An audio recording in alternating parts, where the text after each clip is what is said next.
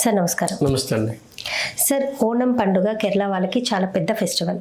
So దాంట్లో హిజాబ్ అనే sensitive matter entry అయింది. సో దాని మీద కొన్ని కాంట్రవర్సీ వీడియోలు, రీల్స్ కూడా వచ్చాయి. సో దాని మీద మీ అభిప్రాయం ఏంటి సార్? నిజమండి, నిన్న ఒక అద్భుతమైన వార్త అది. నిజానికి అది దాచిపెట్టేది కూడా కాదు.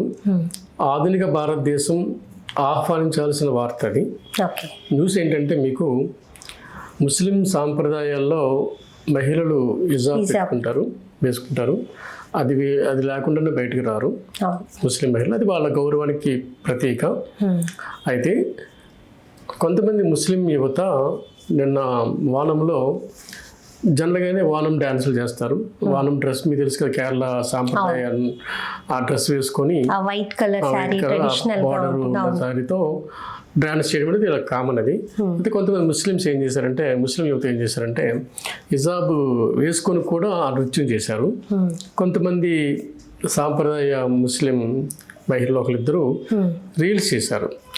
వానంలో హిజాబ్ వేసుకొని మీరు డ్యాన్స్ చేయకండి అంటే, ముస్లిమ్స్ అది వాళ్ళకి ట్రెడిషన్ కాబట్టి వేసుకోకూడదు, మీరు ఆ డ్యాన్సులు చేస్తున్నప్పుడు ఇది వేసుకోకండి అంటే, మీరు చేయొద్దని చెప్పడం.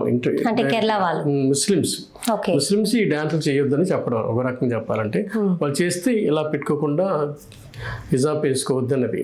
హిజాబ్ వేసుకోవద్దు అన్నది ఏంటంటే ఇంకా వాళ్ళు చేయొద్దని దాని మీనింగ్ ఒక రకంగా చెప్పాలంటే.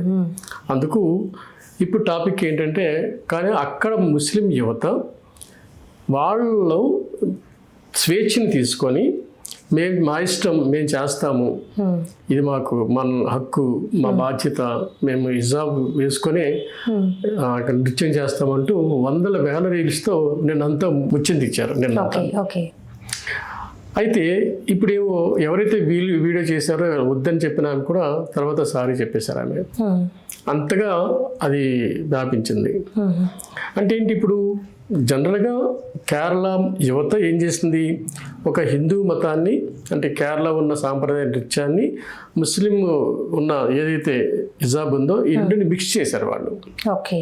మిక్స్ చేసి అందరు ప్రశంసలు పొందారు. ఇటు హిందువులు కూడా అలా ఎందుకు పెట్టుకుని డ్యాన్స్ చేస్తారని వీళ్ళు అనలేదు, వీళ్ళు ఆహ్వానించారు. వాళ్ళేమో వెనక్కి తగ్గినట్టుగా అనుకోవాలి మనం. ఇకపోతే మిగతా ముస్లిం మత పెద్దలు దీన్ని అంగీకరించారా వ్యతిరేకించారన్న వార్తలు మనం వెళ్ళట్లేదు.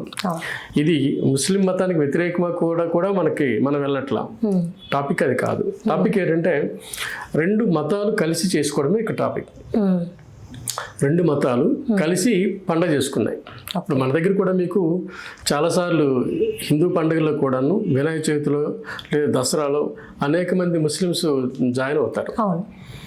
ఒకనొక సందర్భంలో మీకు హైదరాబాద్లోనో ఎక్కడో ఒక వింత న్యూస్ వచ్చింది, లడ్డూని ముస్లిం పాడతారు, వినాయక లడ్డు. సో అంటే ఏంటి ఇవన్నీ, దాని అసలు మీనింగ్ ఏంటి? మనం మన భారతదేశంలో మన భారత సరిహద్దుల మధ్య భారతీయులుగా ఉంటున్నాం. అయితే మనకి ఇక్కడ ఒక మతం లేదు, కలిసి మనందరికీ ఒక మతం లేదు. కానీ ప్రపంచంలో అనేక దేశాల్లో ముస్లిమ్స్ దేశాలు ఉన్నాయి, చాలా క్రిస్టియన్ దేశాలు చాలా ఉన్నాయి, కొన్ని హిందూ దేశాలు ఉన్నాయి, బౌద్ధ దేశాలు ఉన్నాయి, బౌద్ధ మతంతో ఉన్న దేశాలు ఉన్నాయి. కానీ భారతదేశానికి మతం లేకుండా పోయింది. అంటే చాలా మతాలు ఇందులో జీవిస్తున్నాయి కనుక మనకంటూ సొంత మతం పెట్టుకోలేదు. భారత రాజ్యాంగం ఏ మతాన్ని కూడా గౌరవిస్తుంది తప్ప తను ఓన్ చేసుకోవట్లేదు. అంటే అఫీషియల్ రిలీజన్ మనకు లేదు. అందుకే మనం లౌకిక దేశం అంటాం. మనం అన్నీ కూడా అడాప్ట్ చేసుకోవడం మనది, ఏది సొంతంగా వాడు పెట్టుకోదు. అయితే ఇప్పుడు ఈ ఎగ్జాంపుల్ మనకి ఏమనిపిస్తుందంటే, మనకు ఒక మతం ఉంటే బాగుంది కదా భారతదేశానికి. ఇప్పుడు మతం అన్నది ఎట్లా పుట్టింది, ఎవరు స్టార్ట్ చేశారు, అది ఎలా నిర్మాణం అయింది అనేది ఒక్క రోజులో జరిగేది కాదు. అది కొన్నాళ్ళు సాగుతూ అది ఒక రూపం వచ్చింది. ఆ రూపం కూడా మారుతూనే ఉంటుంది.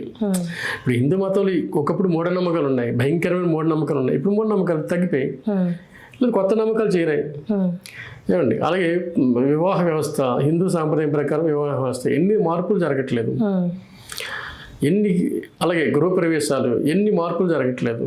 అంటే మతం అన్నది ఒక మతం అప్పుడుకున్న కాలగమనంలో ప్రయాణంలో ఎన్నెన్నో కొత్త పోకడలు జాయిన్ అయ్యి అప్పుడుకున్న మనస్తత్వాల ప్రకారం ఆ మతం ఇంకొంచెం విస్తృతంగా ఇంకొంచెం వ్యాపిస్తున్న క్రమంలో మరింత ఎక్కువ మందిని ఆకర్షిస్తుంది. ఒకప్పుడు తిరుపతికి ఎంతమంది వెళ్ళేవాళ్ళ? లేదు. ఎంత క్యూ ఉండేదా? అసలు ఏ గుడికి కూడా ఉండేది కాదు. అలాంటి ఇప్పుడు ఎలా ఉన్నాయండి? అంటే వ్యాపిస్తుంది కదా. అంటే ఏంటి, మీకు కఠినమైన నిబంధనలు లేవు. ఎప్పుడైతే కఠినమైన నిబంధనలు ఉంటాయో వెళ్ళే వాళ్ళు తగ్గిపోతారు. డిసిప్లిన్ మరీ మోర్ డిసిప్లిన్ ఏందనుకోండి కష్టం కదా, కష్టం అవుతుంది. అవునా కదా. సో కొంచెం ఫ్లెక్సిబిలిటీ తయారవడం ఒకటి. నెక్స్ట్ ఎక్కువ మంది జాయిన్ అవ్వడానికి సరిపడా మతం మారడం ఒకటి. ఇవన్నీ కలిసి ఏం చేస్తున్నాయి, మనం ఎక్కువ మంది రావడంతో ఈ హిందూ మతం వెళ్ళడం, గుళ్ళకి వెళ్ళడం, పూజలు చేయడం ఇవన్నీ స్టార్ట్ అయింది. ఒకప్పుడు తల్లిదండ్రులే పూజలు చేస్తారు, పిల్లలు జాయిన్ అయ్యేవాళ్ళు కాదు. పిల్లలే పూజలు చేస్తారు, తల్లిదండ్రులు జాయిన్ అవుతున్నారు, వాళ్ళు అట్రాక్ట్ అవుతున్నారు. వాళ్ళు ఇది ఒక ఫ్యాషనేట్ చేశారు. ఇది మంచి పరిణామం. సో మన పాయింట్ ఏంటంటే, ఈ కేరళ ఇన్స్పిరేషన్తో మనం చెప్పబోయే పాయింట్ ఏంటంటే, ఎలాగో మన దేశానికి ఒక మతం లేదు ఏమండి, కానీ మన దగ్గర బలమైన హిందూ మతం ఉంది, క్రిస్టియానిటీ ఉంది, ముస్లిం మతం ఉంది, ఇంకా జైనులు ఉన్నారు, బౌద్ధులు ఉన్నారు, ఇంకా ఏవో ఉన్నారు. అందరూ కలిసి మనకు మతాన్ని పెట్టుకుంటే ఎలా ఉంటుంది? అంటే మాది భారతదేశం అన్నట్టుగా ఒకటే మతం ఉంది. ఆ మతం దానికి ఒక మంచి పేరు పెట్టాలి.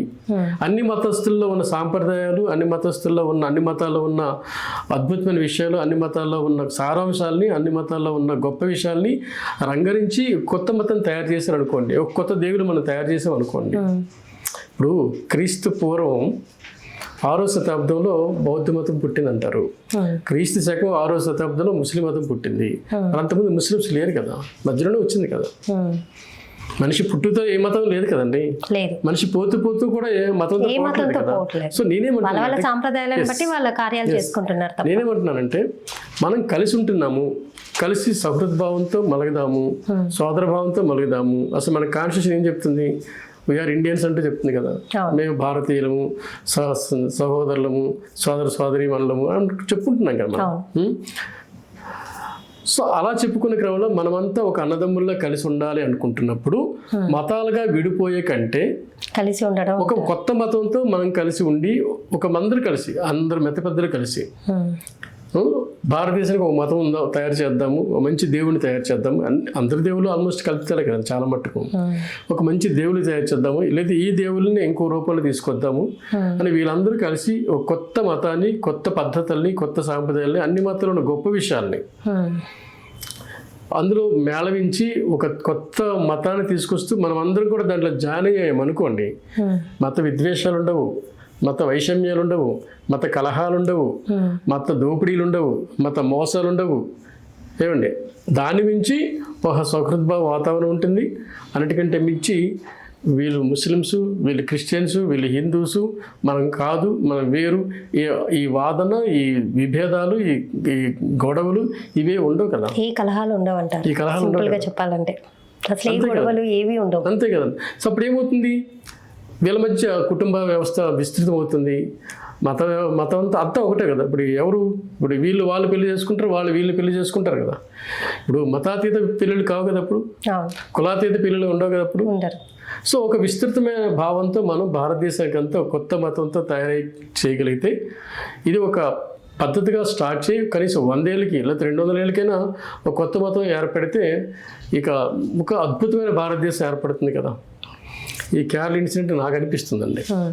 అంటే ఇప్పుడు ఈ కేరళ ఇన్సిడెంట్ లో ఎక్కువగా జెన్జీ గ్రూప్ కి సంబంధించిన అంతేకాని వీళ్ళకి సరిపడా ఒక మతాన్ని ఇప్పుడు కూర్చుని చేసి ఈ సమాజానికి సరిపడా ఒక మతాన్ని మనం తయారు చేసుకుంటే వాళ్ళు తయారు చేస్తారు.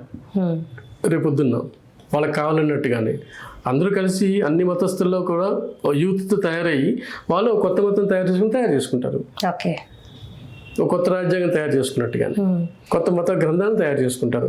అట్లా చేసుకోగలిగితే, ఎందుకంటే అది మన భారతదేశం మాత్రం అవసరం అండి, మిగతా ఏ సొసైటీకి అవసరంలా. అంటే న్యూ ఇయర్ ఎలా అయితే జరుపుకుంటున్నారో ప్రతి ఒక్కరు న్యూ ఇయర్ అనేది అందరూ సెలబ్రేషన్ చేసుకుంటారు, ఏ మతంతో సంబంధం లేకుండా. సో అలాంటివి తీసుకురావాలి అంటే మంచి ఎగ్జాంపుల్ ఇచ్చారు మీరు. ఇప్పుడు న్యూ ఇయర్ అన్నది మనం చేసుకునే పండగ కాదు, బ్రిటిష్ వాళ్ళు మనకు తీసుకొచ్చారు. కానీ ఇప్పుడు ఆ పండుగను అందరం చేసుకుంటున్నాము. మీరు నమ్మండి, ఒకప్పుడు హోలీ నార్త్ ఇండియాలో బాగా చేసుకునేవాళ్ళు, సౌత్ ఇండియా ఉండేది కాదు. ఇప్పుడు హోలీ అందరం చేసుకుంటున్నాం.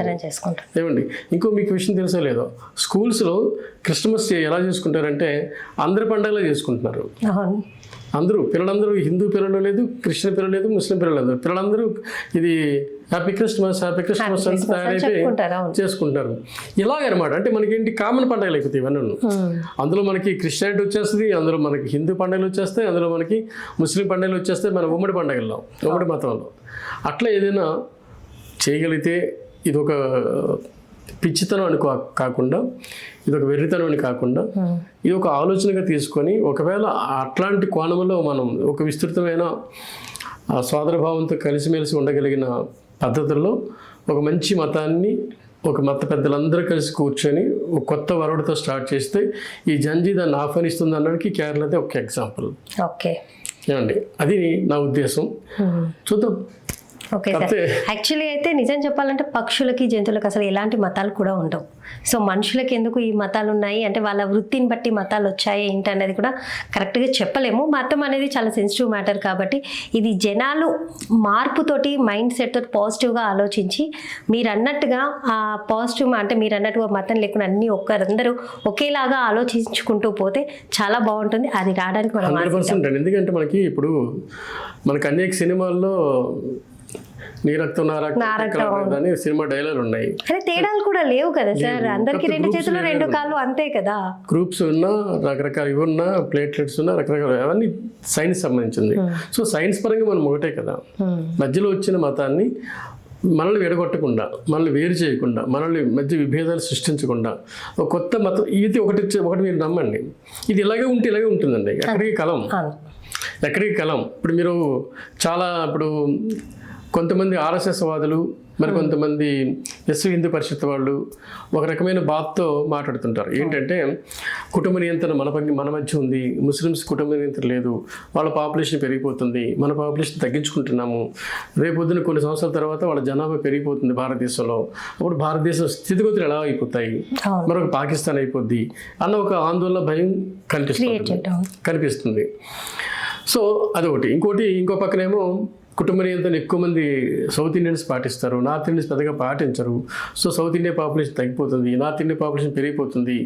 మీకు మనకి చూసారా నియోజకవర్గాల పునర్విభజన జరిగినప్పుడు మనకు సీట్లు తగ్గిపోతున్నాయి, నార్త్ ఇండియా సీట్లు పెరిగిపోతాయి. సో ఆ రకంగా సౌత్ ఇండియా తగ్గిపోతుంది, ప్రభావం తగ్గిపోతుంది సెంట్రల్లో, పార్లమెంట్లో అన్న ఒక వాదన ఉంది. ఇలాంటి వాటికి ఆన్సర్ మనం అనుకున్నట్టుగానే అన్ని మతాల ప్లేస్లో ఒక కొత్త మతం భారతదేశానికి ఉండగలిగితే అది భారతీయుల మతం అనిపిస్తే అందులో ప్రతి మతస్థుడు దాంట్లో జాయిన్ అవుతారు కనుక అదొక అద్భుతమైన ఆ ఊహ అందంగా ఉంది, ఆలోచన అద్భుతంగా ఉంది. అందరం కలిసి ఒక మతం అనుకున్నప్పుడు ఏమండి దాని ఇచ్చే రిజల్ట్ మామూలుగా ఉంటుందండి. భారతదేశం మరి 100 ఏళ్ళు ఉంటుంది, 200 ఏళ్ళు ఉంటుంది అని కాదు కదా, కొన్ని వందల వేల సంవత్సరాలు కంటిన్యూ అవుతూనే ఉంటుంది. సో ఈరోజు ఏం జరిగిందన్నది ఈ మారిపోయిన తర్వాత కొన్నాళ్ళకి ఇది ఒక మతం ఉంది, పలానా రోజుల్లో కొట్టుకున్నారు, తిట్టుకున్నారు అన్న వార్త కూడా వాళ్ళకి తెలియదు. అంటే సింపుల్గా చెప్పాలంటే ఇప్పుడు కేరళలో జరిగిన ఈ ఇన్సిడెంట్ అనేది ఎగ్జాంపుల్గా తీసుకొని అందరూ 100% అన్ని ఫెస్టివల్స్ని అందరూ కలిసి చేసుకునే విధంగా ఉండాలి. అందరి ఫెస్టివల్స్ కలిసి ఒక మతంగా చేసుకోగలిగితే బాగుంటుంది. ఆ మతానికి ఒక మంచి పేరు పెడదాం, అది భారతీయ మతం అందాం.